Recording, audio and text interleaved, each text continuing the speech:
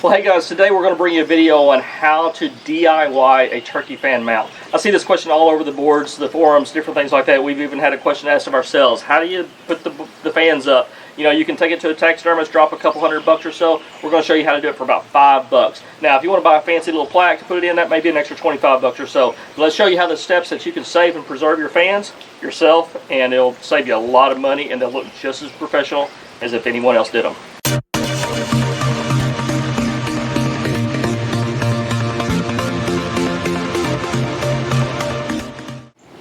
Well, hey guys, we're going to do a video today showing you how to do a DIY fan mount. We see this question all the time on various forums. Every once in a while we'll get a PM, a private message about it. And you know, we're very blessed, we're very fortunate. We kill a number of birds every year. Last year we got 9. This is bird number 3 from this morning.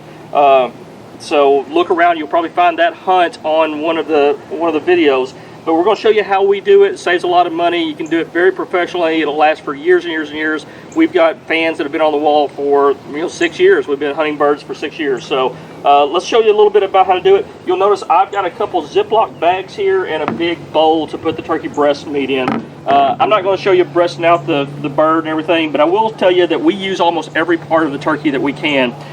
The right wing, now this is the left wing, we will pluck all the primary feathers out. We will use that for our bobcat sets. You've seen some of our channels. If you've seen our channel and you've seen some of our videos, we do a lot of bobcat trapping. We love to trap cats. We will pluck a lot of these feathers off for cat trapping.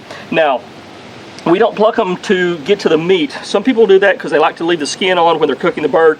We don't. We rip the skin off. We fully get the breast fillets out. We don't care about the skin and all that, but we want to save the feathers because we use them in cat trapping. So we will use all these feathers for cat trapping. We'll use the left primary feathers, all these up here. We will hang those as flagging for our cat traps to attract the cat in. If you don't know what that is, or if you're interested in that, go to our trapping cats video. We'll use the right primary wing feathers over here on this side.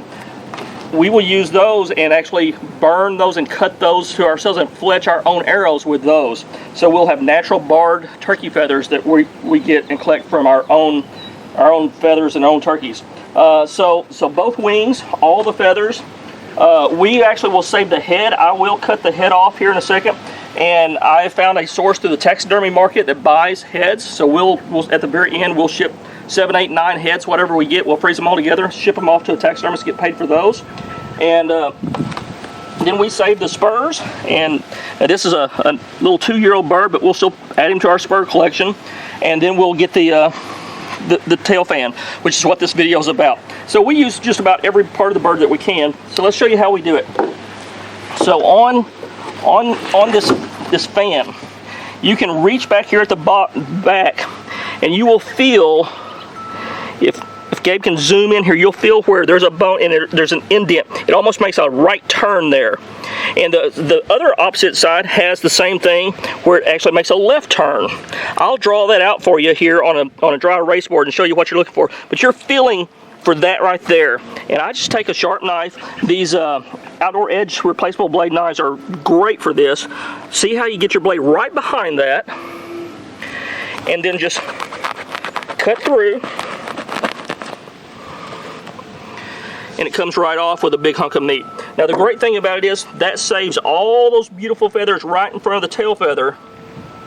Now a lot of them are going to come off. We're not going to save every one of those, but it's going to save a lot of those up there at the top. Okay. Now the ones immediately here, I'm going to pull off, and we'll use those. We'll save those in the Ziploc bag. Like I said, we will end up plucking this bird and filling 3 or 4 Ziploc bags full of turkey feathers. So there's the start of our turkey fan. We've got all that we need. We'll show you later on how to whittle this down, how to get, there's a bone, there's a V-shaped bone in there right now that turkey uses to spread his fan out with. We'll show you how to get that out. And then here's what we do is we take, and I cut in right at the knee joint on this bird. Once you cut that open, you don't need a hacksaw or anything like that to get this off once you cut that joint open. Okay, So there it is, and now it's easy to work with. I can put this in a vise, and I'll cut with a hacksaw. We'll show you doing that here in a little bit. I can cut right on that side and right on that side, and I'll have just the spur left, and we save those, and we'll show you how to get the ligaments out of that. But that's what we do there, and I'll get the other one off here in a second. We'll take its neck off, but here, a lot of people just take and they pull really hard and they pull this beard off. I'll be honest with you, I've always been scared to try it. I'm sure it works, I've seen people do it, but it's just as easy for me to feel where that knob is, where that beard connects, go right in behind it, and cut it off. Now I can clean this up a little bit, and we'll do that here in a second. We'll clean off that excess meat, and it probably does come out cleaner if you just pull. Like I said, I've been scared to, you know, these birds are hard to come by enough. I mean, it takes a lot. I mean, we've been fortunate to kill a number of them, but we work our butts off to do it. So I've always been scared to do that. I'll take it and clean it off with a knife. Okay guys, let's show you how we preserve the spurs and how we save onto them as mementos. I'm just going to use a normal bench vise like you'd find out in your workshop. We're actually in our garage where I've got this one. This is an old one that the handle has broken off. Now notice it's hard, you can't, because of this knee knob and the feet, you kind of got to put it in there at an angle at first. I'm going to account for that when I take my hacksaw, and I'm going to go in at the same, try to cut at the same angle that I've got and match that up so that I'm cutting square to the leg.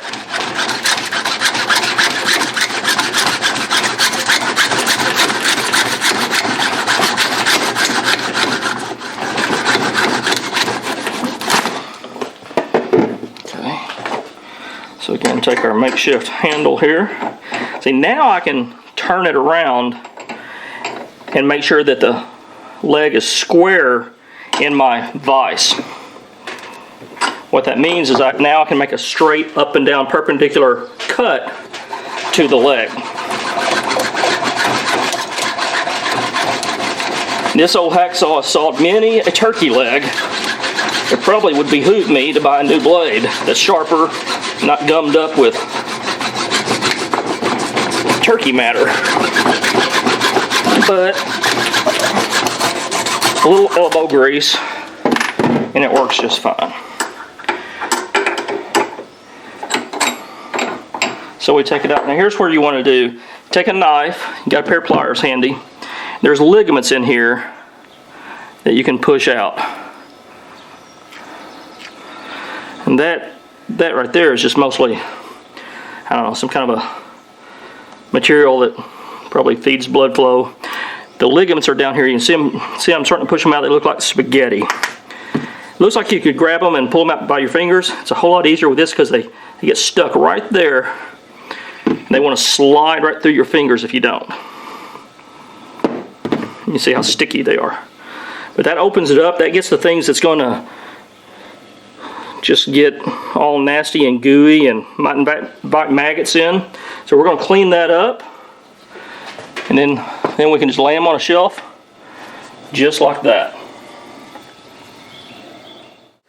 Okay guys, so we've moved inside and brought in our beard and spurs, and more importantly our fan for this video today. I'm going to show you, like I mentioned, we just take the beard out. I cut it out. There are people that will pull it out, but what you want to do here is just trim it up a little bit. Don't get so deep into it though that you cut off what's holding it together, this fibrous material here. But you can see I've cut a lot of that off. That's probably pretty much about where we'll leave this at.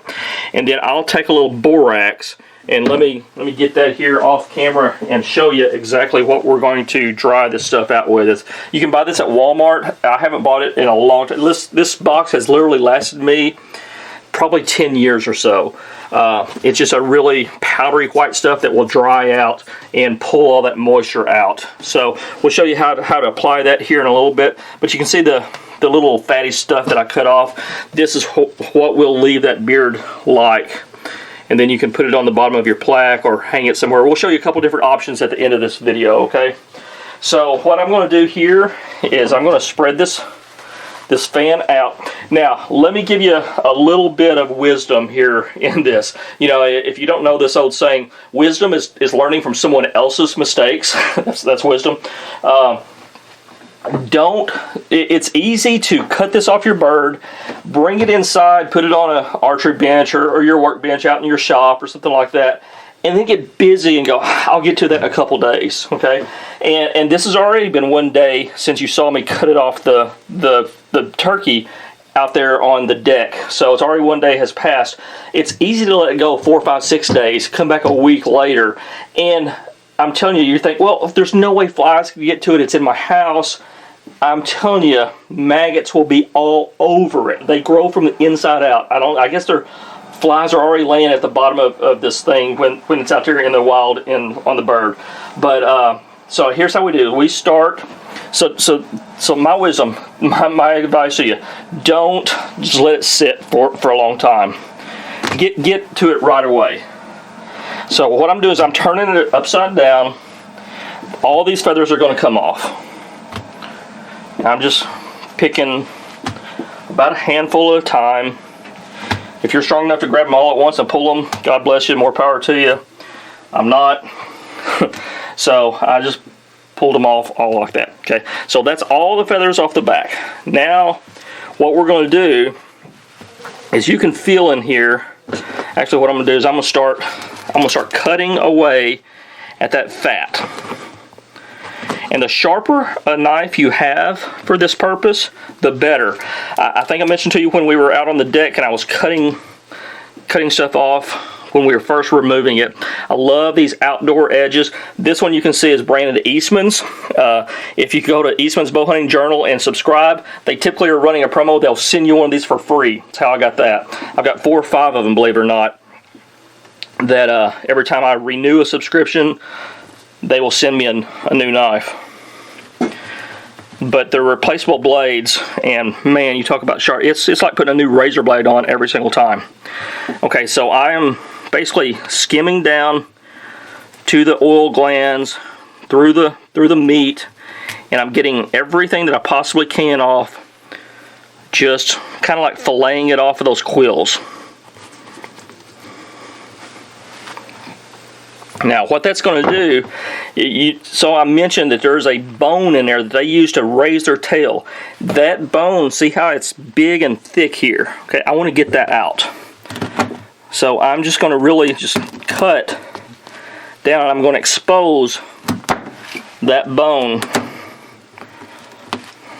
until I can kind of grab it and work with it.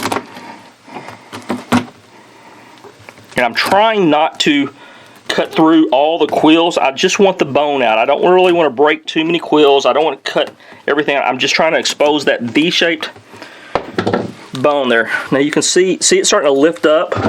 I'm getting it. See, I can kind of scoop underneath it a little bit, actually. And there may be a easier way to do this. Out of the 40 some odd gobblers we've killed in the past half dozen years, this is the way I've done it. Did you see how I just ripped it off there? Now I want to make sure that I can cut it off without cutting through it, and I want to make sure my fingers are out of the way. So that's it. That's what it looks like. Just a big old hunk of bone and gristle, and it holds meat. That you don't want that in there because that's more stuff that has to dry. Also, if you put this on a plaque like we're going to show you at the end, that plaque needs to sandwich those quills tight. It doesn't have enough room for that big old hunk of bone. It's a big old knob there, and you can't get that plaque tight. Okay, so now I can clean this up just a little bit. Again, I'm filleting any fat off. I'm just cleaning up anything and cutting anything that's got any gristle or fat or meat. You can see, if you focus back over here, this is that whole pile. That's all that is just meat and gristle and ductwork and oil glands that they use to preen themselves with. So now I'm going to take this back over and get rid. Actually, that batch of feathers will go in another Ziploc bag. I'll trap with those feathers. Maybe they'll catch me a bobcat. And now you can see I can spread this out, and it's ready to be pinned to a board, so or a piece of cardboard. Okay guys, so what we've got is we've got a large sheet of cardboard here, and this is the beard that was just up there, and I'm just going to lay it over here. You can see this was actually the big gobbler that Gabriel killed in Illinois to open our season and kick off our 2020 turkey tour, and it has been pinned up there, well, ever since that opening week. So it's ready to go up on the wall with a plaque there. That's what they turn out like. Let me show you how we got there. So here's the fan we just got that little V-shaped out with. And what I'm going to do, these are trapper pins where you pin fur up against a board to dry out when you're finishing out fur. What I'm going to do is I'm going to pull this bottom quill over here, and I'm pinning directly through that quill. The quill of this bottom feather over here. I'm going to pin it a couple times. Now, here is my pet peeve when you're doing, I don't care who you are, if you're a taxidermist or world-class taxidermist, my pet peeve is not spacing out a fan properly. And when I mean properly, this should be a straight line across from this feather to that feather. A lot of times you see people want to pin out or put into place a turkey fan, and they've got it here. Let me pull it up. I'll show you. They'll put it like this. Okay, we'll show you in this video. I'm about to link 4, 5, 6 different birds, full fans, strutting. Guess what? They don't strut like this. That irritates the heck out of me. Pull that fan on down and get it straight. Birds strut, mature gobblers strut with a fan straight across. Okay, straight across like that.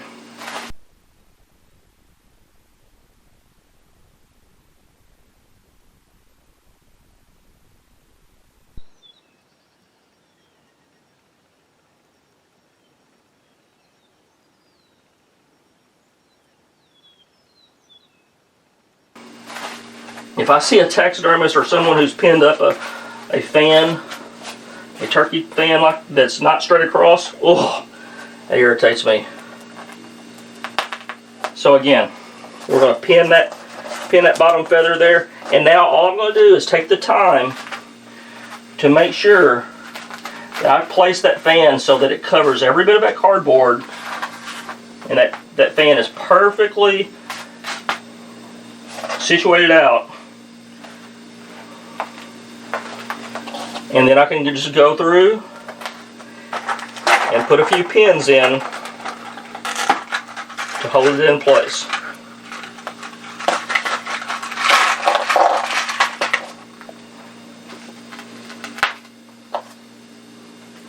Preferably you want to do this, guys, on a place that once you pin this fan out, you don't have to move it again.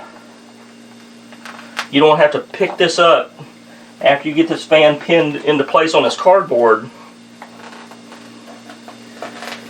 You don't have to move it and risk messing up where you've pinned it all out at. Okay. Notice the way we cut that off. We've saved pretty much all these really beautiful, pretty feathers here. That's what's going to really make your plaque or your turkey fan pop. Okay. I'm actually really happy with how that looks. Now the last step you want to do is you want to put something hard and heavy right there. I've actually got an ammo box. And I'll just put it right there. I'll show you a picture here of when we did this last turkey tour. I waited to the end, did all these at once.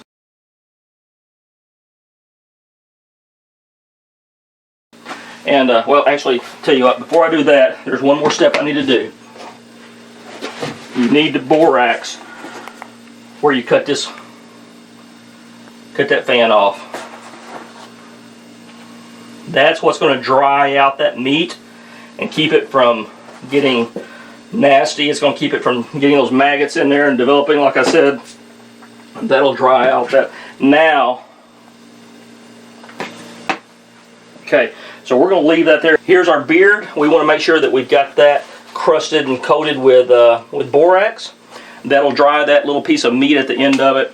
And let's walk you in here and show you kind of what they look like at the end and some of the options you've got available to you. So we can add these spurs. We've kind of just started stacking them there. I mean, we've kind of ran out of things to do with them. You can pin up the beards like that. Here's one of my favorite things to do. I love to put them on plaques, and you can get a piece of leather like a baseball glove lace like that, and each spur goes with each beard or each bird.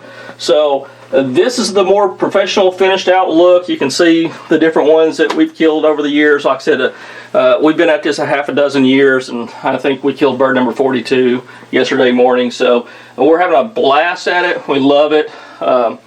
There's some people, I tell you, there's Sarah Turvey. Look her up. She knows how to make a beautiful, beautiful spur necklace. I need to take some lessons from her. It would be cool for like all of us to wear that. They look awesome on her. But that's what we do, guys. Let me show you exactly. Yesterday, I showed you that when I cut that bird's tail off, I said you've got the fan out here, right? And there was a spot here and a spot there, and I said I would draw it out for you. That's the spot I pinched and I found and I cut straight across that. So if you're at a little bit of a loss on how to cut that fan off, look for these spots that are like little hourglasses on either side. They're just right inside of that fan, and cut right across that. When you cut across that, you'll end up with a perfect fan that you can do all that work with and save yourself a ton of money, guys. And hopefully that helps. If you have any questions, let us know. We're always here to help. We always check back in for the comments that people leave. We appreciate those. Hit the like and subscribe button. We'll see you the next time around.